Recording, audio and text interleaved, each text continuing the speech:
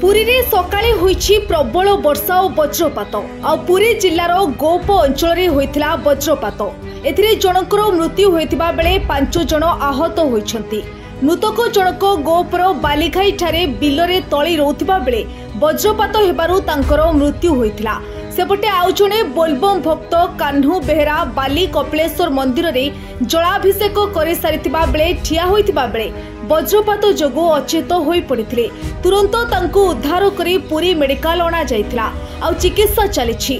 पुणी गोपर भुआ अंचल रे जणे बंगीय राजमिस्त्री कबीर शेख घरे सोइथिबा बेले तांकु भी वज्राघात जोगु से आहत होई चिकित्सित हेउथिबा बेले पेंठकटार विक्रम पाणी को गुरुतर अवस्था कटक स्थानांतर करा जायछि।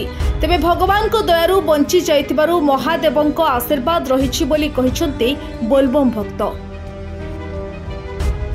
ब्यूरो रिपोर्ट आरंभ न्यूज। अधिक खबर पाई आम फेसबुक पेज को लाइक फॉलो एवं यूट्यूब चैनल को सब्सक्राइब करंतु।